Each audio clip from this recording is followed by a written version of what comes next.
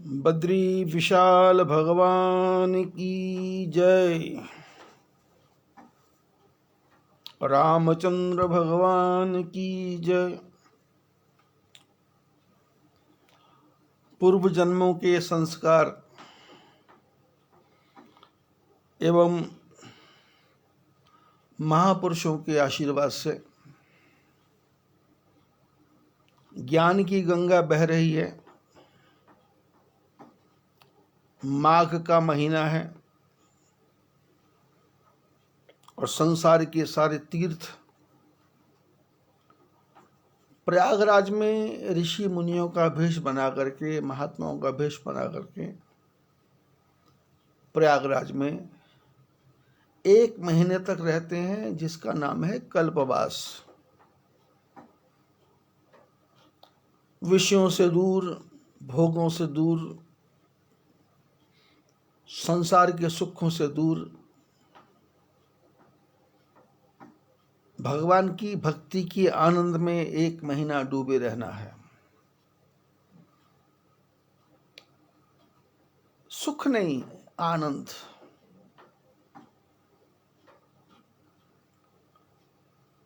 आनंद स्रोत बह रहा प्रयागराज में, आनंद की गंगा बहती है, ज्ञान की गंगा। यमुना, सरस्वती कर्मों को ठीक करना है तो यमुना नदी, भक्ति चाहिए तो गंगा, और ज्ञान चाहिए तो सरस्वती। अक्षय वट उसी गंगा यमुना सरस्वती के किनारे अक्षय वट है। अक्षय मैंने आप वहां रह के एक महीना जो भी पुण्य कार्य करेंगे वो अक्षय हो जाएगा, उसको कभी कोई काट नहीं सकता। और शास्त्रों में लिखा है कि कलयुग एक पुनीत प्रतापा, मानस पुण्य हो ही नहीं पापा। कलयुग की एक विशेषता है कि इस कलयुग में मनुष्य मन में बैठे बैठे पुण्य सोचे तो उसका फल मिलता है, पाप के बारे में सोचे तो इस कलयुग में पाप का कोई फल मन से नहीं है।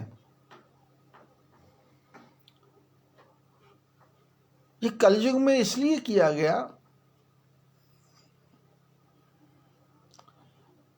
कलयुग सम नहीं आन युग, कलयुग के समान कोई युग नहीं है। क्यों? बोले इस कलयुग में एक बार नाम स्मरण करने से 1000 बार नाम स्मरण करने का फल मिलता है। राम रामेति रामेति रमे रामे मनोरमे, सहस्र नाम तत्तुल्यम राम नाम वरानने। शंकर भगवान कहते हैं, पार्वती राम राम राम राम राम राम। बोले एक बार राम कहा तो 1000 बार राम कहने का फल मिलता है। वैसे भी हमने एक दिन चर्चा की थी, 2 बार राम राम कहें तो 108 अक्षर बनते हैं, 108 एक माला पूरी होती 2 बार राम राम कहने से। शंकर भगवान तो इससे आगे चले गए, उन्होंने कहा सहस्र नाम तत्तुल्यम, एक राम का नाम 1000 बार भगवान का स्मरण करने का फल देता है।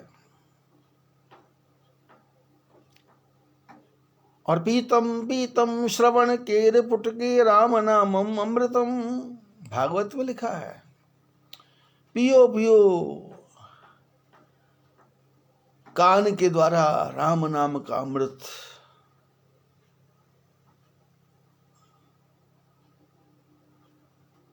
संत कहते हैं, मोहे लागी लगन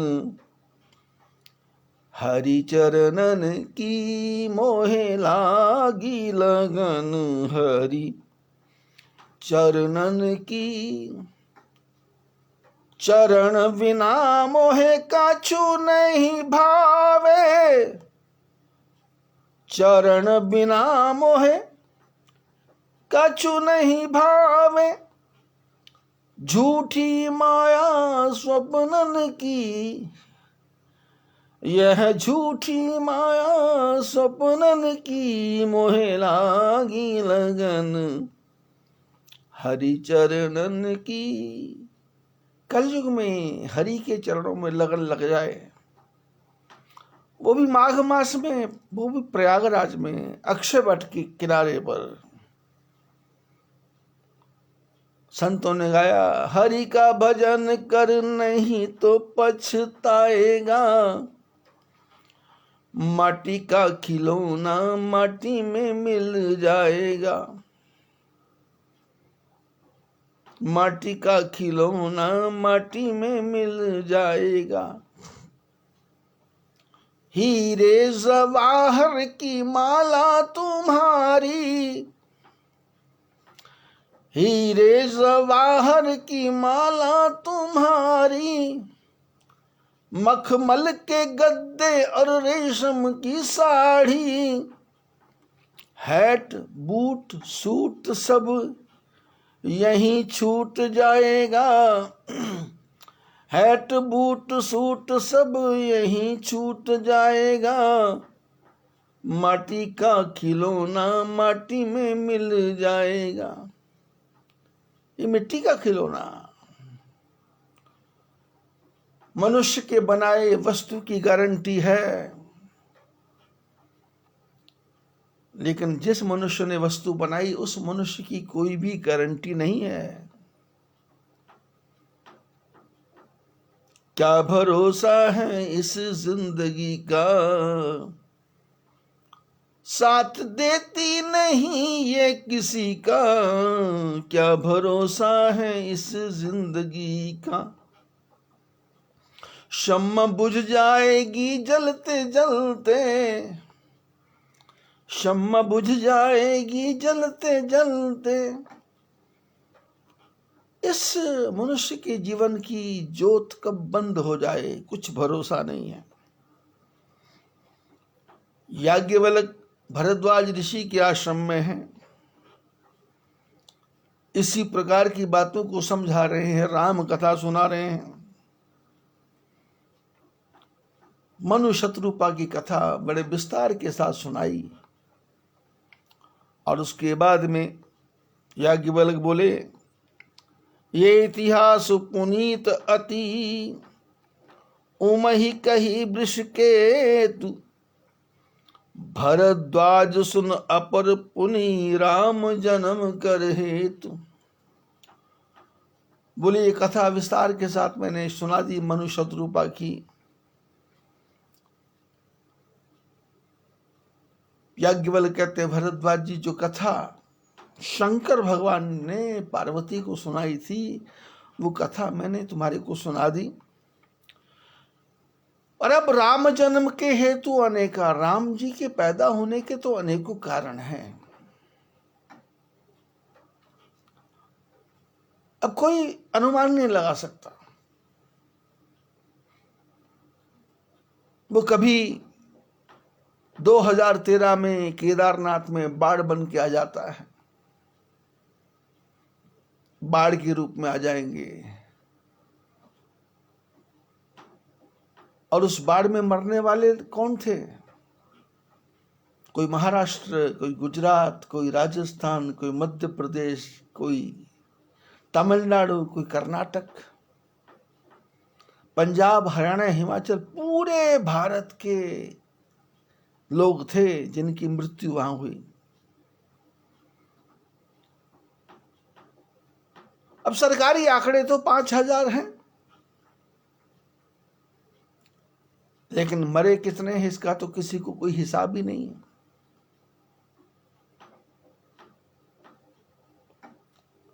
सरकार ने कहा जिसका मरा है वो पैसे ले जाओ, पर जिसका पूरा ही परिवार खत्म हो गया वो पैसा किसके लिए लेगा और कौन लेगा और कहां से लेगा, कौन आएगा?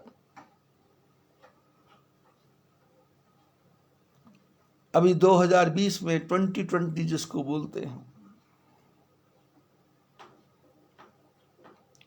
भगवान कोरोना बन के आ गए। अराम जन्म के हेतु अनेका। मैं इसको बीमारी समझता ही नहीं। कैरोना कहते हैं, मैं उसको करुणा कहता हूं। जो करुणा कर तुम्हारा ब्रज में फिर अवतार हो जाए, जो करुणा कर तुम्हारा ब्रज में फिर अवतार हो जाए, तो भक्तों का चमन उजड़ा हुआ गुलजार हो जाए, तो भक्तों का चमन उजड़ा हुआ गुलजार हो जाए। करुणा करके, करुणा कर भगवान, करुणा, करुणा नहीं, करुणा करके आ गए। और क्या करुणा की? आपने यदि शुरू से कथा आपने सुनी होगी तो मैंने बहुत महीने पहले कथा में कहा था कि 1908 1908 में, आज से 112 वर्ष पहले यही योग बना था। शनि राजा, शुक्र मंत्री, और उस समय महामारी फैली थी। 5 करोड़ के लगभग लोग मरे थे। जनसंख्या कम थी, 5 करोड़ लोग मरे सरकारी आंकड़ों के हिसाब से।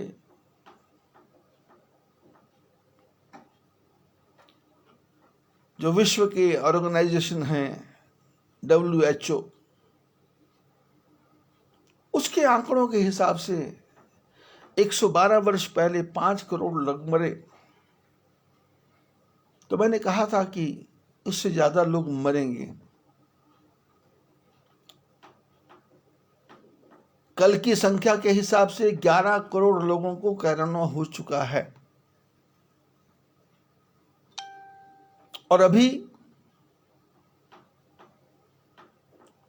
100 करोड़ लोगों को और कोरोना होगा, और हर हालत में होगा।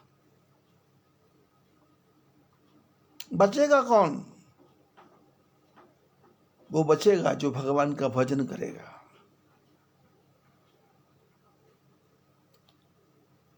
और कोरोना से जिसकी मृत्यु होगी उसका तो किसी प्रकार से कोई भी संस्कार है ही नहीं। ऐसा ही है, तुम्हारे को कोई देखने नहीं आएगा। मुसलमान है, तुम्हारे को देखने नहीं आएगा। हिंदू है तो मुंह में गंगा जल भी नहीं डाला जाएगा। घर वाले भी दूर दूर भागेंगे। 2 वर्ष पहले मैं महाराष्ट्र में था,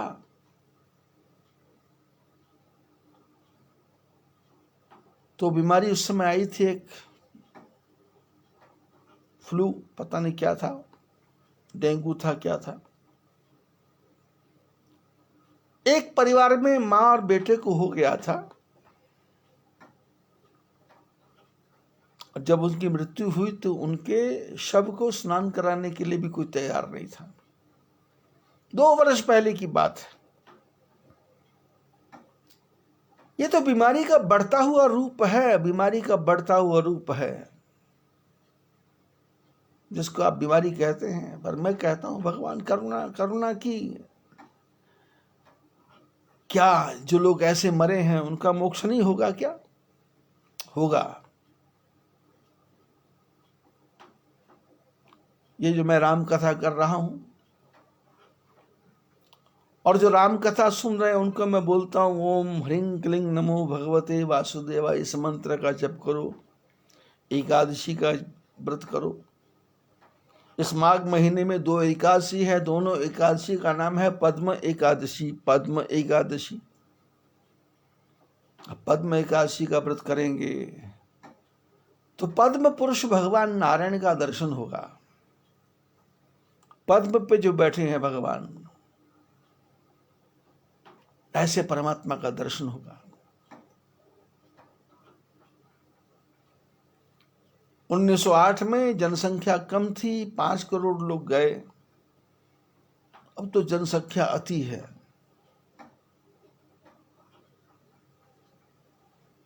जितने भी लोग इस समय जा रहे हैं, चाहे वो सनातन धर्म में रुचि रखते हों, चाहे वो मलेच्छ हों, जिनको हम मुसलमान कहते हैं मलेच्छ, और ये आज से नहीं है, ये तो सतयुग से है। त्रेता में भी, द्वापर में भी थे मलेच्छ। मलेच्छ मैंने जो मल में रहने का जिनको शौक हो, गंदगी की तरफ जिनकी रुचि हो,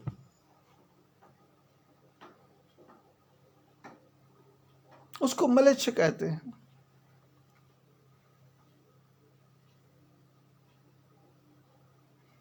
अमेरिका में, साइबेरिया में, इंग्लैंड में जब बर्फ पड़ती है तो शौच के बाद हाथ किसने धोना है? शौच भी साफ नहीं करते, कागज से साफ कर लेते हैं। ऐसे लोग मलेच्छ, इनको मलेच्छ कहा गया। लेकिन हमने परम पिता परमात्मा से प्रार्थना करते हैं कि हमारे जो जानने वाले, जिन्होंने भी व्रत किया या मैंने किया,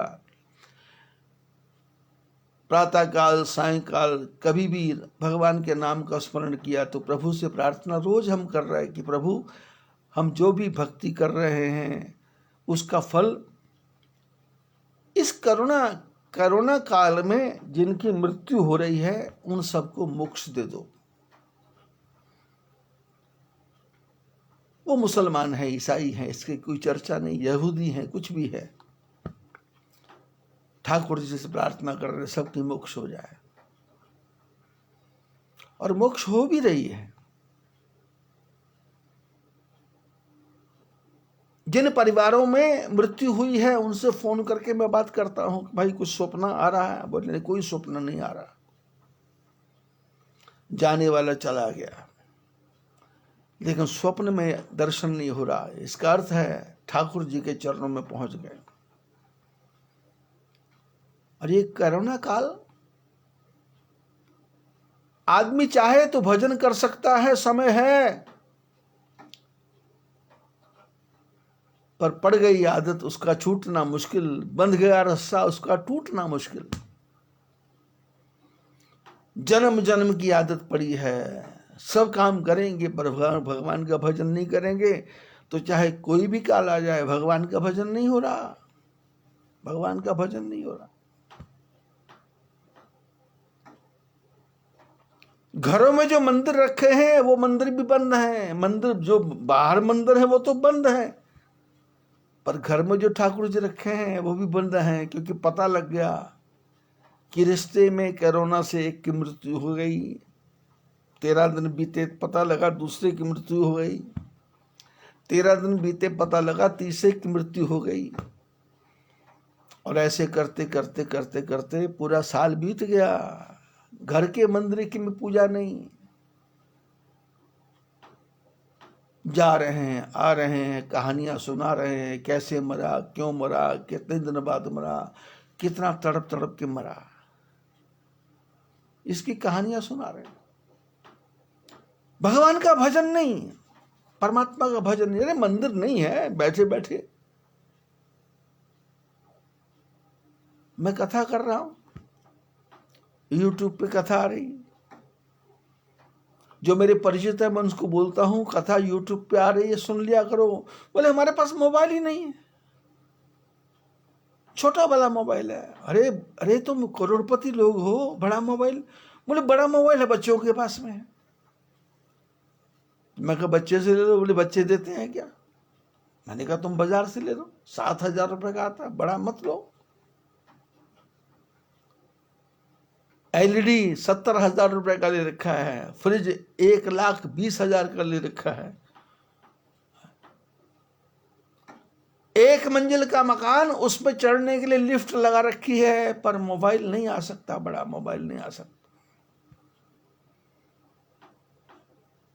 और फिर गुरुजी मेरे विघ्न करो सब दूर, मुसीबत आ जाए तो गुरुजी को फोन,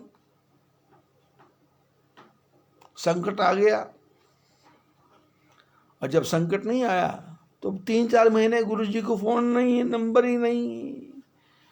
मेरा फ़ोन ख़राब हो गया था, नंबर डिलीट हो गए थे, फ़ोन पानी में पड़ गया था, फ़ोन ख़राब हो गया था, उसकी वो क्या बोलते हैं, स्क्रीन उड़ गई थी,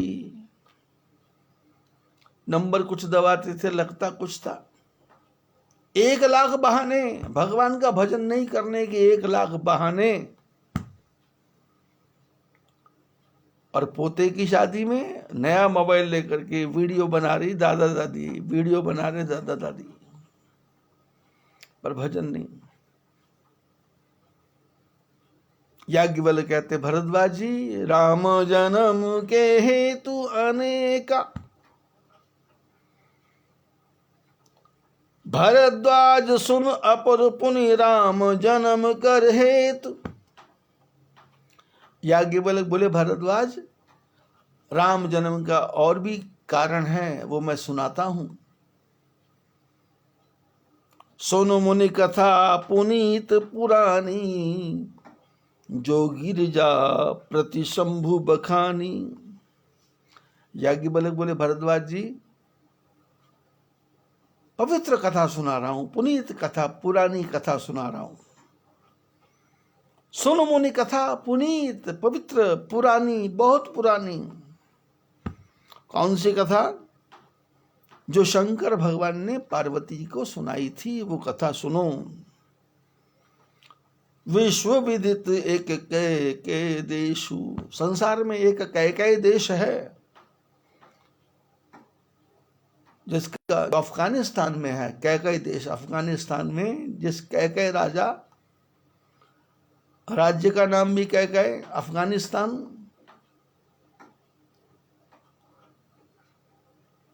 संसार में कैकेय नाम का देश, वहां पर एक राजा रहता था जिसका नाम था सत्यकेतु। क्या नाम? सत्यकेतु। केतु मैंने झंडा, सत्य मैंने सत्य। जिसका झंडा ही सत्य का है, जिसका डंडा भी सत्य का है, मैंने जिसकी पताका में सत्य लगा हुआ है, सत्य के आधार पे ही चलेगा वो।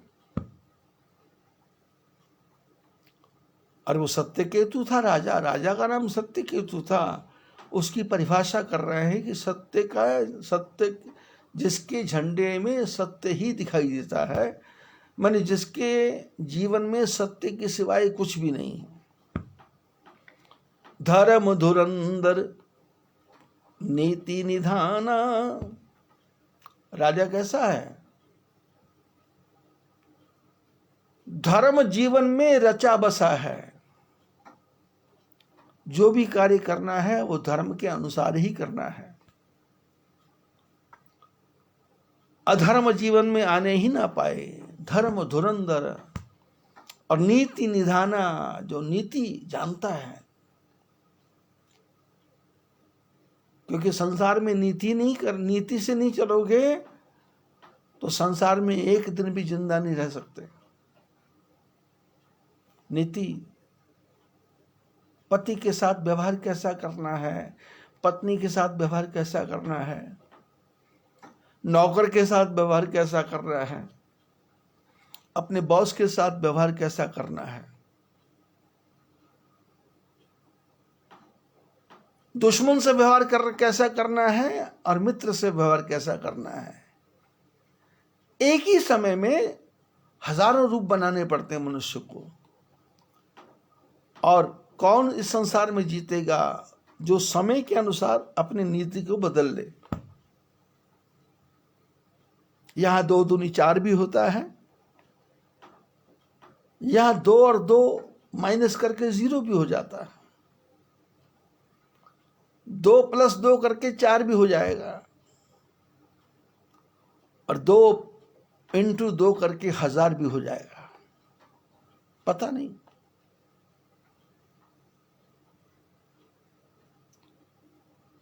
माता पिता भोजन करने बैठेंगे तो क्या दें क्या दें क्या दें। नौकर भोजन करने बैठेगा तो 5 6 10 रोटी रखती, थोड़ी सब्जी रखती, ले खा ले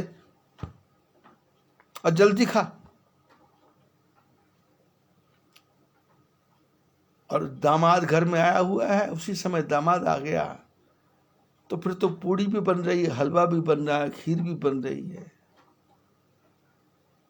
पूर्ण पुली भी बन रही है, पता नहीं क्या क्या बन रहा। दामाद जी आए, नौकर देख रहा है दामाद की कितनी आवभगत हो रही, कितना स्वागत हो रहा है। नीति। और इतने में भाई का, अपने पति का छोटा भाई आ गया। ओहो, पत्नी को तो आग लग गई, फूक गई, क्यों आया ये, पैसा मांगने आया होगा। खाना पीना सब छुपा दिया, दामाद को कमरे में बंद कर दिया, गैस के चूल्हे में जो रेगुलेटर था उसको बंद कर दिया। पति ने कहा चाय बनाओ, भैया आए हैं। इसने कहा गैस ही खत्म हो गई, गैस ही खत्म हो गई। देवर आया है,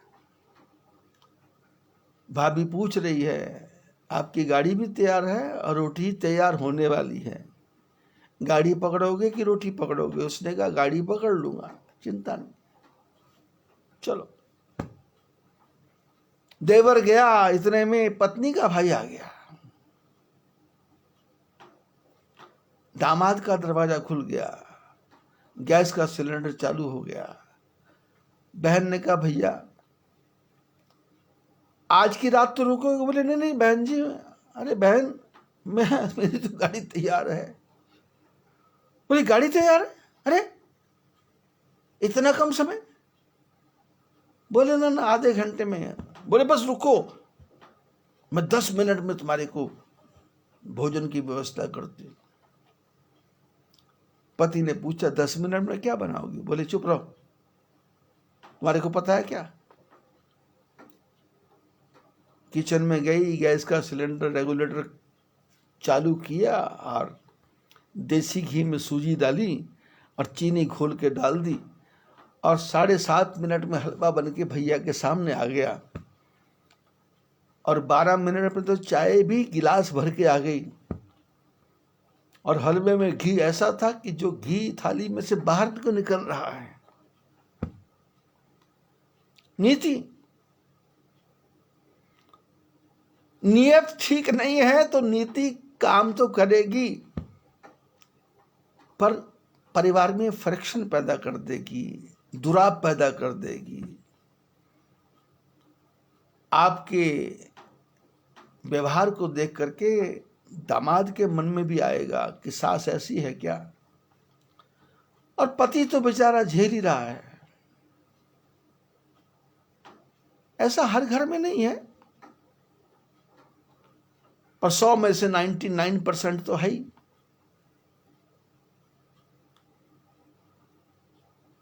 हर मां चाहती है कि मेरा बच्चा बड़ा होकर मेरी सेवा करे, और हर बहू चाहती है कि मेरी शादी वहां हो, यहां सास भी मर गई हो, ससुर भी मर गया हो, और देवर वगैरह कोई ना हो, बहनें भी ना हो, अकेला लड़का हो, वहां मेरी शादी हो। अब कैसे काम चलेगा? हमारी नीयत ठीक नहीं है।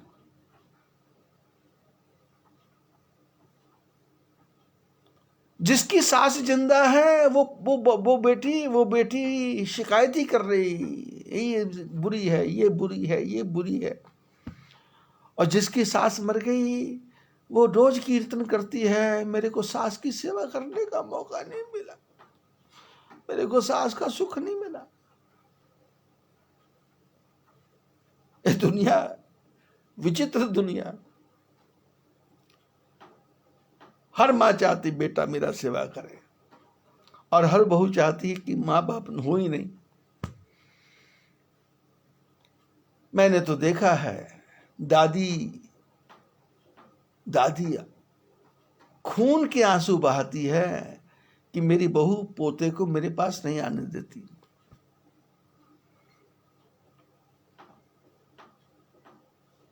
हम लोग क्या कर सकते हैं, समझा देते कि भाई समझ, छोड़ो, शायद तुमने कोई बुरा कर्म किया और तुम फंस क्यों रही हो, ठाकुर जी ने तुमको मौका दिया है इस झंझट से छूटने का। पर लोग छूट कहाँ रहे हैं, कोरोना काल में भजन नहीं कर रहे हैं, तो फिर ऐसे कैसे भजन करेंगे। ऐ तो मस्ती है, कार्डों का ढेर लगा हुआ है। आज कितनी शादियां, बोले 100, आज कितनी शादियां, बोले 200, आज कितनी शादियां, बोले 300। शाम को 7 बजे से तैयारी चालू, शादी में जाना है, नकली गहने पहन लेना है, खूब टांग लेना है, फिर पति के ऊपर सजा देना है, परफ्यूम लगा देना है, शादी में जाएंगे, शादी में जाएंगे, रात के 12 बजे आना है। भजन करने का टाइम नहीं है, भगवान की भक्ति का समय नहीं है। सत्यकेतु नाम का राजा कैसा राजा है, धर्म धुरंधर नीति निधाना। हमको आपको भी सत्यकेतु बनना है। तेज प्रताप शील बलवान। जब जीवन में सत्य होगा तो जीवन में फिर तेज भी होगा, जीवन में सत्य होगा तो फिर शक्ति भी होगी, बलवान भी होगा। तेज प्रताप, और प्रताप भी था दुनिया में, सारी दुनिया झुकती थी सामने आकर के। तेज प्रताप शील बलवान। शीलवान ये नहीं कि अब तेज आ गया, शक्ति आ गई तो उच्छृंखल हो जाए कि मेरी इच्छा है, मैं चाहे ये करूं, मैं चाहे वो करूं। नहीं नहीं नहीं, जो शास्त्रों में कहा है वही करना है। मैं चाहे ये करूं, मैं चाहे वो करूं, उसे नहीं बनेगा। जो शास्त्र में लिखा है यदि वो करोगे तो ये तेज भी रहेगा, शील भी रहेगा, बलवान भी रहेगा, सब कुछ रहेगा। और यदि शील बिगड़ गया, शीलवान बन के नहीं रहे, तो सब चौपट हो जाएगा। तही के भय युगल सुत बीरा, सब गुण धाम महारण धीरा। उसके घर में 2 पुत्र पैदा हुए। एक बेटे का नाम प्रताप भानु और दूसरे का नाम अरिमर्दन। सत्यकेतु नाम का राजा और बेटे 2, एक प्रताप भानु। प्रताप भानु का अर्थ है जिसके जीवन में प्रताप का सूर्य है, प्रताप का सूर्य, और जिसका प्रताप सूर्य की तरह चमक रहा है, जिसका प्रताप कभी खत्म ना हो। और दूसरे बेटे का नाम है अरिमर्दन। अरि मैंने शत्रुओं को, मर्दन मैंने समाप्त करने वाला। सत्यकेतु नाम का राजा, बेटा प्रताप भानु, दूसरा अरिमर्दन। सत्यकेतु तभी तक सत्यकेतु है जब तक अरिमर्दन होता रहे। जीवन में हमारे जो शत्रु हैं इनका विनाश हो। बाहर शत्रु नहीं, भीतर 5 शत्रुओं ने डेरा डाल रखा है। 10 इंद्रिय हैं, 5 ज्ञानेंद्रिय, 5 कर्मेंद्रिय और 10 की 10 इंद्रियां पाप कर्म में लगी हुई हैं। शास्त्र कहते हैं अरिमर्दन, इन दुश्मनों को मारना है। बाहर कोई शत्रु है ही नहीं, मैं ही मेरा शत्रु बना है, मेरा मन ही मेरा शत्रु बना है, मेरी बुद्धि ही मेरी शत्रु बनी है, मेरा चित्त ही मेरी शत्रु बना, मेरा अहंकार ही मेरा शत्रु बना है। काम की अग्नि में जल रहा हूं, क्रोध की अग्नि में जल रहा हूं, लोभ की अग्नि में जल रहा हूं, मोह अहंकार। सत्यकेतु नाम का राजा, अरिमर्दन नाम का पुत्र। अरिमर्दन होगा तो ही सत्यकेतु का राज्य चलेगा।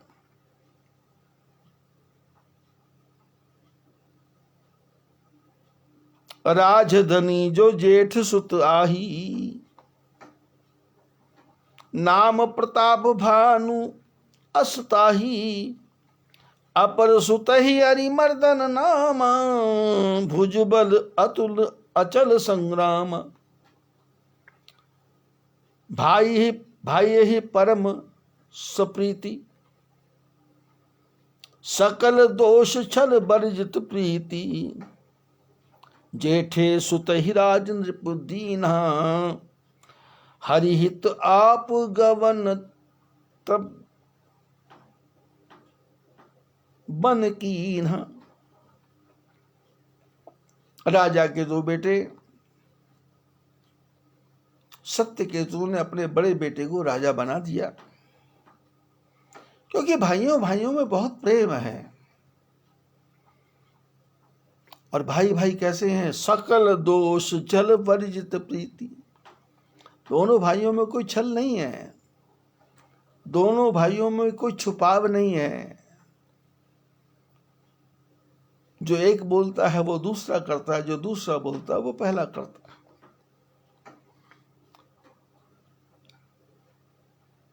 राम भगवान जब लक्ष्मण जी बेहोश हो गए तो लंका कांड में राम भगवान बोलते हैं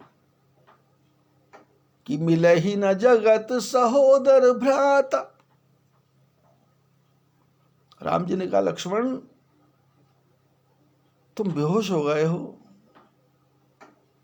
यदि तुम्हारी मृत्यु हो गई तो कैसा होगा? क्योंकि संसार में सब कुछ मिल सकता है, पर एक मां के पेट से पैदा होने वाला दूसरा भाई नहीं मिल सकता।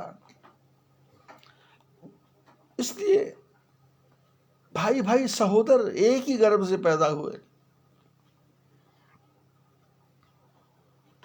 लेकिन कर्मों की गति ऐसी है कि एक पिता के विबुध कुमारा, अलग अलग गुण दोष विचारा। एक पिता के अनेकों बेटे,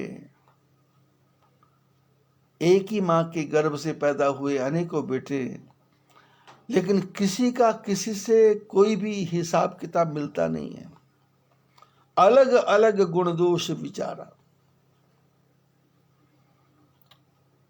हमारे एक शिष्य थे जिनका स्वर्गवास हो गया, निर्मल तेल केंद्र वाले, अकोला में, महाराष्ट्र में निर्मल तेल केंद्र, तिलक रोड के ऊपर राम मंदिर के पास। जब वो जीवित थे तो मेरे को भजन सुनाया करते थे। एक माई का बेटा चारारी किस्मत न्यारी रे भैया, चारारी किस्मत न्यारी। एक गाय का बच्चा चारारी किस्मत न्यारी रे भाया, चारारी किस्मत न्यारी। एक कुम्हार का मटका चारारी किस्मत न्यारी रे भाया, चारारी किस्मत न्यारी। हृदय हृदय से भजन गाते थे विजय कुमार जी अग्रवाल।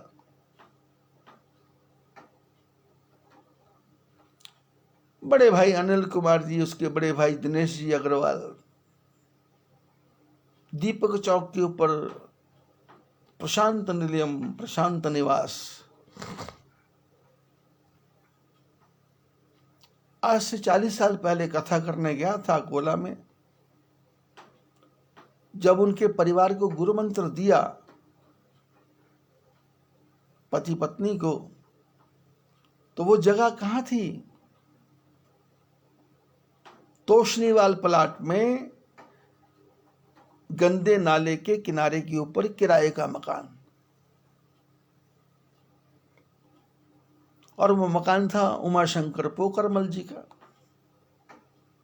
जो उस समय करोड़पति थे। उनके बेटे 4, रमाकांत, शशिकांत, गोविंद, गोपाल, चारों के बंगले बने हैं गोरक्षण रोड के ऊपर, 50,000 स्क्वायर फीट के अंदर। उस जमाने में 30-35 साल पुरानी बात। जब पति पत्नी को गुरु मंत्र दे रहे थे तो कम से कम 100 मच्छर मेरे को काट के चले गए। अब गुरु मंत्र देते समय विचार आ रहा था कि गुरु मंत्र दूं कि मच्छरों को भगाऊं, पर मन को मार करके और फिर ठाकुर जी से प्रार्थना की, इनको यहां से निकालो, क्योंकि शिष्य है तो मेरे को आना पड़ेगा, मैं आऊंगा तो मच्छर तो स्वागत करेंगे। गुरु महाराज समझ के गुरु महाराज आए हैं, और गुरु महाराज का खून भी मीठा है, चमड़ी भी पतली है, इंजेक्शन लगाने में भी समय लगता नहीं है, फटाफट खून पी लेते हैं मच्छर फटाफट। भगवान से प्रार्थना की, मुंह से शब्द निकल गए, 6 महीने में अपना मकान हो जाएगा। लेकिन होगा कहां से इसका तो पता ही नहीं है। ठाकुर जी की कृपा हुई, बेटा प्रशांत, बड़े भाई के कोई बेटा नहीं था, उसने गोद ले लिया और वहां से पैसा भेजा, दीपक चौक में प्रशांत निवास बन गया। सोने के सिक्के आते गए, और विजय कुमार जी की धर्मपत्नी कमोद देवी अंधाधुंध दान पुण्य करने में लगी रही, अंधाधुंध दान पुण्य करने में लगी रही, अंधाधुंध आइसक्रीम बांट रही है, ये बांट रही है, वो बांट रही है। जेठ दिनेश जी अपने दान पुण्य कर रहे हैं, और विजय कुमार जी तो भजनों में लीन हैं। और उनके घर जब भी जाओ, बस विजय कुमार जी का एक ही कहना था, महाराज एक भजन तो सुनो, तो फिर मैं बैठ जाता। सुनाओ भाई, कौन सा भजन सुनाना है?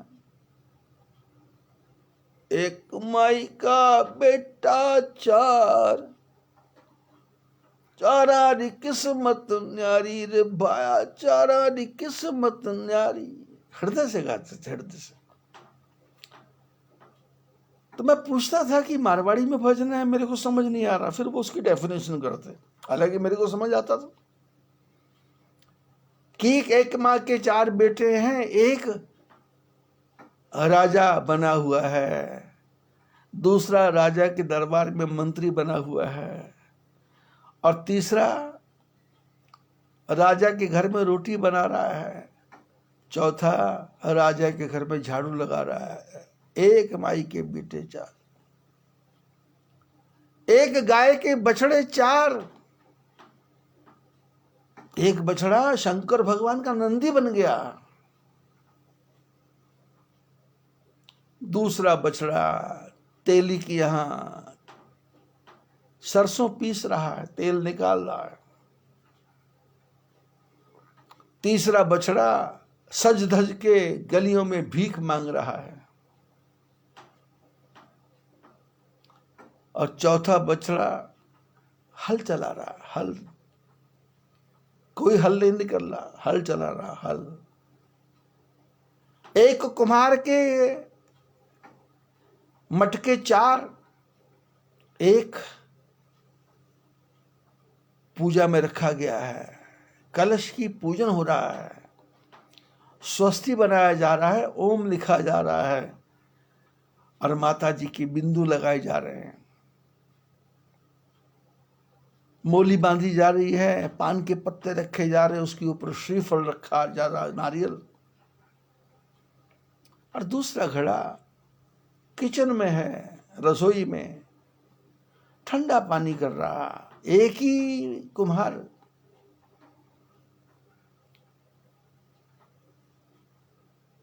तीसरा मटका प्याऊ में रखा है, लोगों की प्यास बुझा रहा है, और चौथा मटका शमशान घाट में लेके जा रहे हैं, उसमें पानी भरेंगे, उसको जाके फोड़ देंगे।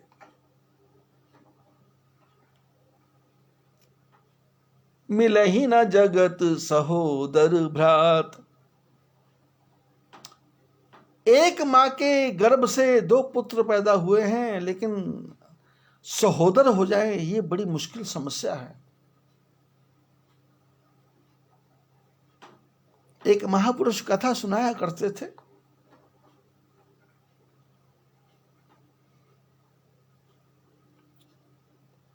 ये बॉम्बे में बोरीवली के पास दो भाई रहा करते थे। महाराष्ट्र के मराठी भाषी बोलने वाले। दोनों भाइयों का बिजनेस बहुत अच्छा, काम बहुत अच्छा, कंधे से कंधा मिला के काम करते। पुराने समय की बात है, हजारों एकड़ जमीन बैलगाड़ियों में भर भर के सिक्के आया करते थे। बोरों में भर के फावड़े से सिक्के भरे जाते थे। भाइयों को बहुत प्रेम। और जब भाई बड़े हुए तो सोचा शादी ऐसे करेंगे कि एक ही घर की दो लड़कियां होगी, उनसे शादी हो जाएगी तो बहनें बहनें आएंगी तो प्रेम रहेगा। पर बहनें बहनें आने से प्रेम कहाँ रहता है। नंगल में हमारा एक परिवार है, मेरा परिचित परिवार है। दो बहनें एक ही घर में हैं, पर एक उत्तर है एक दक्षिण है, एक पूर्व है एक पश्चिम है। भाई समझा समझा के थक गए, पर दोनों का नेचर बदलता ही नहीं है बहनें। जरूरी नहीं है कि एक ही बहनें हो तो शादी कर दो। दो लड़कों के साथ दो बहनों की शादी करेंगे तो भी झगड़ा ही है, और एक के साथ दो बहनें शादी कर लेंगी तो भी झगड़ा ही है। ये झगड़ा खत्म नहीं होने वाला। बोरीवली की बात कर रहा था मैं।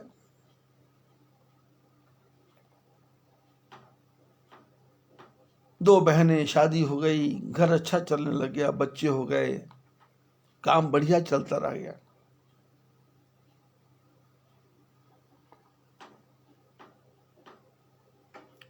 जो भी सामान आता बराबर आता, इकट्ठा भोजन बनता, इकट्ठा खाना, एक साथ खाते, सब एक साथ बैठ जाते।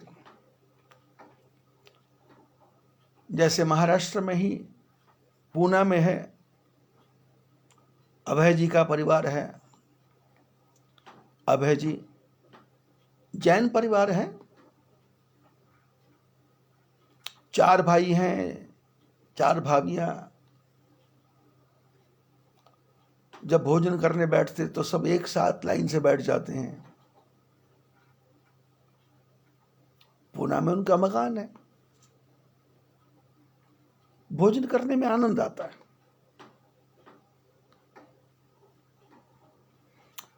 ऐसी बोरीवली की बात मैं कर रहा था।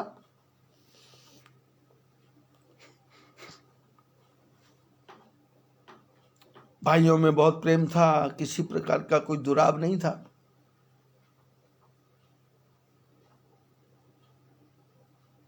भाई भाई परम समिति, सकल दोष छल वर्जित प्रीति। कोई दोष नहीं। जीवन की गाड़ी चल रही थी, छुट्टी का दिन था।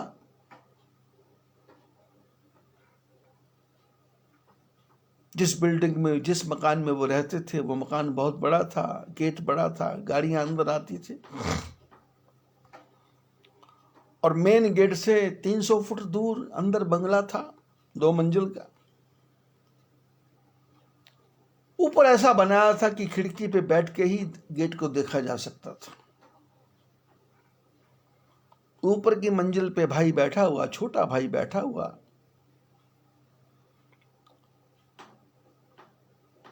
उस समय गाड़ियां थी लेकिन ज्यादा नहीं था चलन। रिक्शा में बैठ के बड़े भाई साहब आए, दरवाजे पर रिक्शा खड़ी हुई।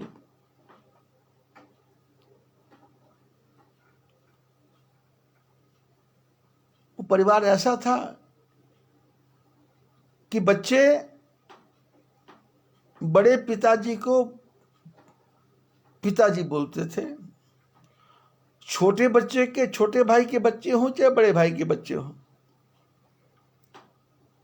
और जो छोटा भाई था उसको चाचा बोलते थे, चाहे बड़े भाई के बच्चे हों चाहे छोटे भाई के बच्चे हों, उसको चाचा ही बोलते थे, चाचा। क्योंकि प्रेम इतना ज्यादा था, भेद ही नहीं था। किसकी संतान है, किसके पुत्र हैं, कोई भेद नहीं, कोई मत नहीं, मन भेद नहीं, कोई मत भेद नहीं। छोटा भाई ऊपर बैठा हुआ है, देख रहा है ये बड़े भाई साहब आए। घर में 2 बच्चे थे, एक छोटे भाई का एक बड़े भाई का, दोनों गए। पिताजी आए, पिताजी आए, पिताजी आए, पिताजी आए, भाऊ आए, भाऊ आए, भाऊ, ऐसा कुछ मराठी में बोलते हैं।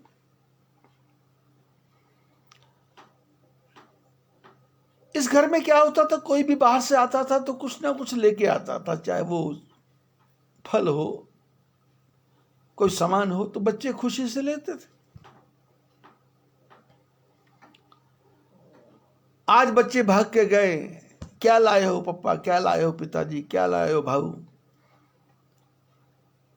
तो आज वो जो बड़े वाला भाई है, दो आम लेके आया था, 2 आम, दोनों हाथ में 2 आम पकड़े हुए थे। छोटा भाई ऊपर से देख रहा, बच्चे भागे जा रहे हैं, बड़ी खुशी हुई, बड़ा आनंद आया। और बच्चों ने कहा, पिताजी, पिताजी क्या लाए, क्या लाए, क्या लाए। 2 हाथ 2 आम, लेकिन जब आम की तरफ देखा तो एक हाथ में बड़ा आम है, एक हाथ में छोटा आम है। और जो बच्चे आ रहे हैं उसमें दाहिनी तरफ जो हाथ है उसमें छोटा आम है, बाएं वाले हाथ में बड़ा आम है। दाहिने वाले हाथ में छोटा आम, बाएं वाले हाथ में बड़ा आम। और जो बच्चे आए उसमें एक इसका था, एक छोटे भाई का था। लेकिन हुआ ये कि अपने वाला जो है वो दाहिने वाले हाथ की तरफ आया, और छोटे वाले भाई का बच्चा बाएं हाथ की तरफ आया। अब इसको सोच में पड़ गया कि बड़ा आम तो अपने बेटे को देना था, तो इसने दोनों हाथ घुमा दिए, दाहिना हाथ बाईं तरफ कर दिया, बायां हाथ दाहिनी तरफ कर दिया, और बड़ा आम अपने बेटे को दे दिया, छोटा आम छोटे बेटे को दे दिया, छोटे भाई के बेटे को दे दिया। ऊपर से छोटा भाई देख रहा है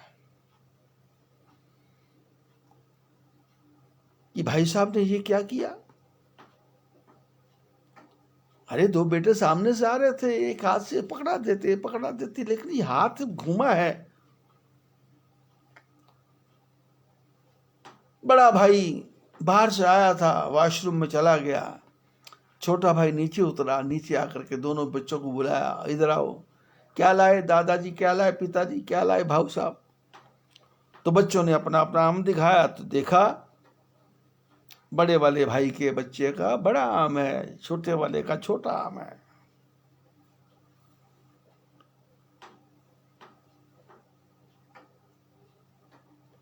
बड़ा भाई स्नान करके वापस आया, छोटा भाई आया, भोजन वगैरह किया, शाम का समय हो गया, रात का समय हो गया। छोटे भाई ने कहा, भाई साहब। बोले क्या है।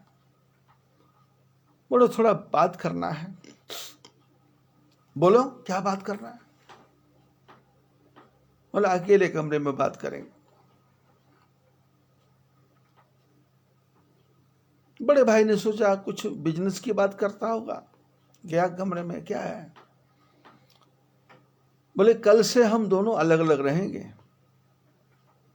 बड़े भाई ने कहा क्यों, क्या हो गया तेरे को। बोले मेरे को कुछ नहीं हुआ, आपने खेल कर दिया। बड़े भाई ने कहा मैंने क्या कर दिया।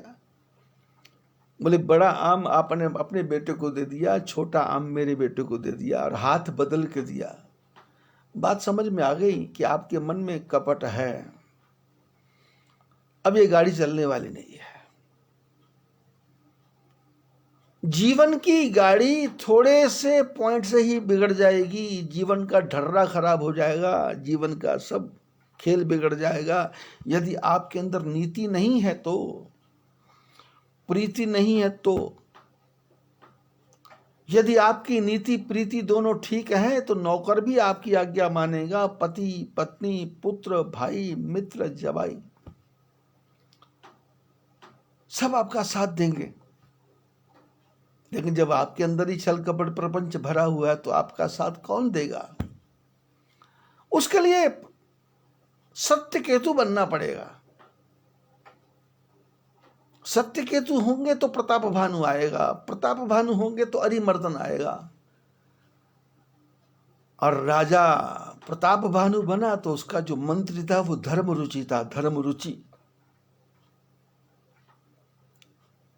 जिसकी धर्म के प्रति रुचि है, धर्म के सिवाय जिसको दूसरा कुछ आता ही नहीं है, धर्म में ही निष्ठा है, राजा को धर्म की बात ही बताता है, राजा को धर्माचरण सिखाता है। जब प्रताप रवि भयो नृप, फिरी दुहाई देश, प्रजापाल अति वेद विधि कतहु नहीं अगलेश।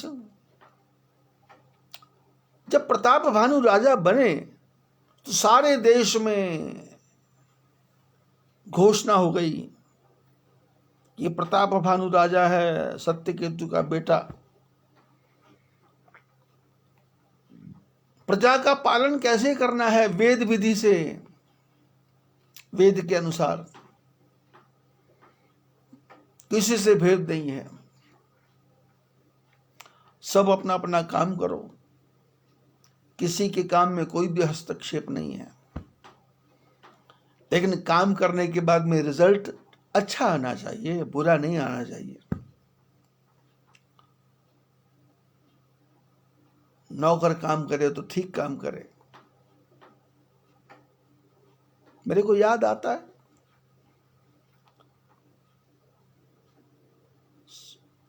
मायापुर में जब आश्रम बन रहा था तो मिस्त्री जो है वो दीवार बना रहा था, 500 रुपये दिहाड़ी लेता था। तो मैं दूर बैठे देख रहा था तो दीवार थोड़ा टेढ़ी हो गई। मैंने उसको बुलाया, मैंने कहा इधर आओ। मजदूर को बुलाया, मैंने मजदूर को बोला कि सामने देखो दीवार सीधी है कि टेढ़ी। तो मजदूर ने बोला कि टेढ़ी लग रही है। मिस्त्री के डर के मारे बोला, और मिस्त्री बोला कि नहीं नहीं टेढ़ी नहीं है। मैंने कहा इसमें लगाओ, वो तुम्हारा औजार लगाओ, ऊपर से गिराओ, लोहे वाला औजार। तो गिराया तो 2 इंच का अंतर नीचे से ऊपर। मैं कहा तुम मकान बना रहे हो?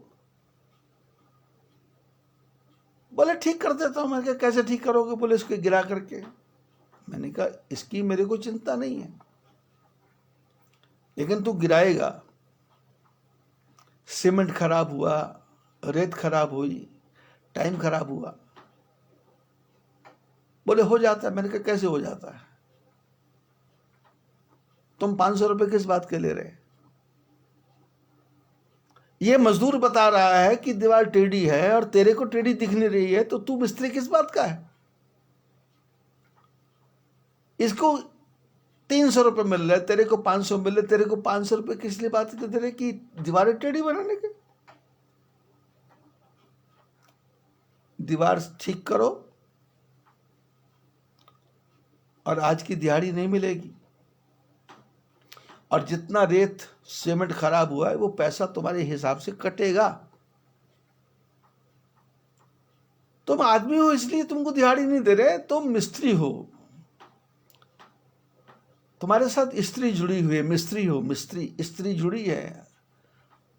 अब तुम्हारे में दोनों गुण होने चाहिए, पुरुष के भी स्त्री के भी। मिस्त्री, अब मिस्त्री क्या है कि दीवार टेढ़ी बना रहे हो? मैं दूर बैठा हूं, मेरे को दिख रहा है, ये मजदूर दिख रहा है, इसको दिख रहा है।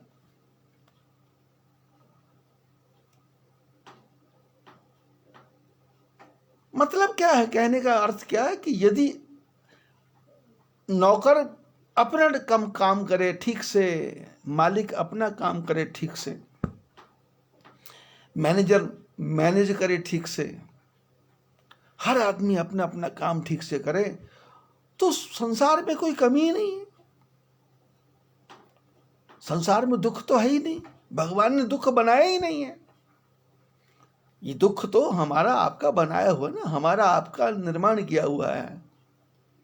भगवान ने तो सुख ही दिया था, पर हमने कहा जितना मिला उससे ज्यादा मिले, तो जो सुख है वो दुख में दिखाई दे रहा है, पर दुख नहीं है। गरीब की तरफ देखो, रोटी नहीं मिल रही, कचरे के ढेर के ऊपर से रोटी उठा के खा रहा है।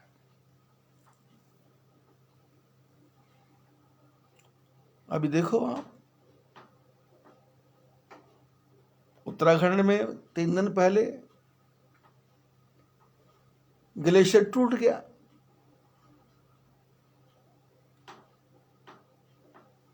दो बिजली घर बर्बाद हो गए। वो तो बन जाएंगे, लेकिन आदमी कितने मरे। कोरोना कौन सा रूप लेके आएगा?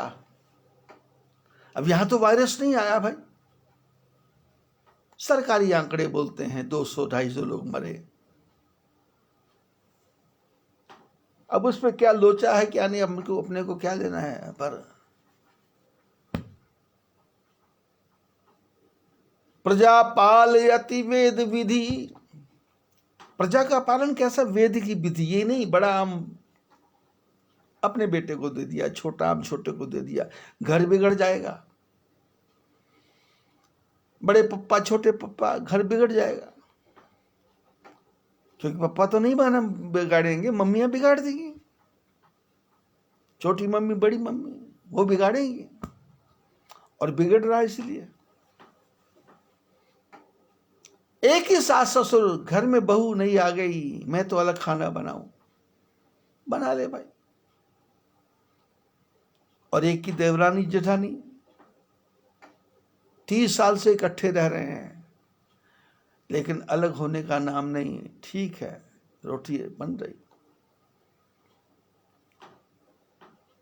क्या भरोसा है इस जिंदगी का, कुछ नहीं पता। दुनिया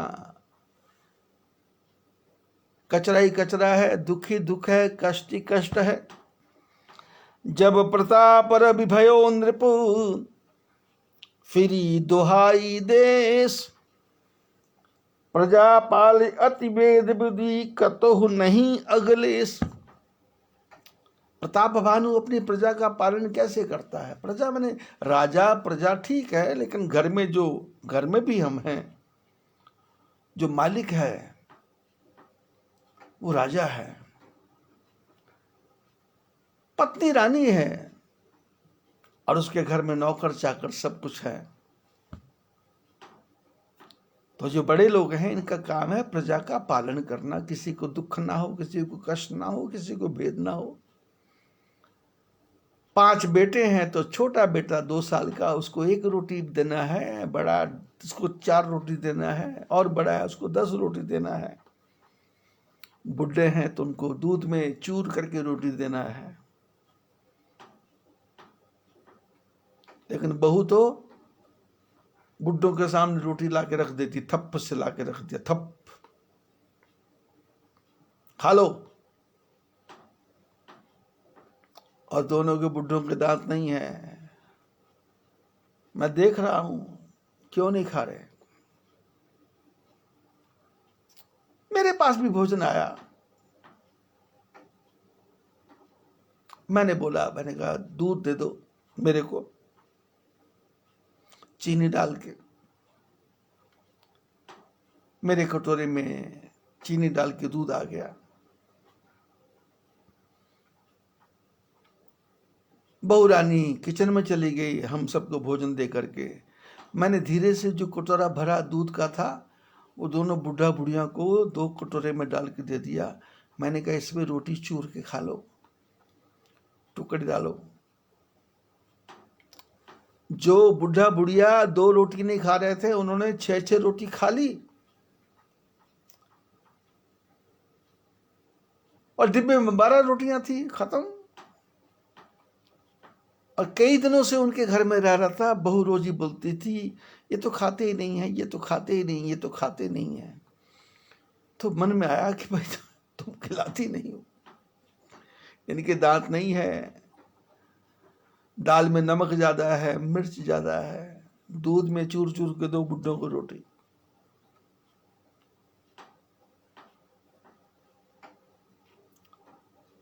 प्रजा पालयति वेद विधि,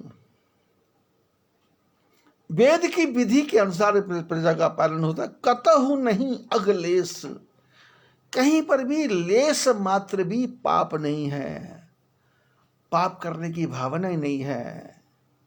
तेरा घर भरा है, मेरा घर भरा है, तू सुखी है, मैं सुखी हूं। किसको ठगना, किससे झूठ बोलना, किससे छल कपट प्रपंच करना।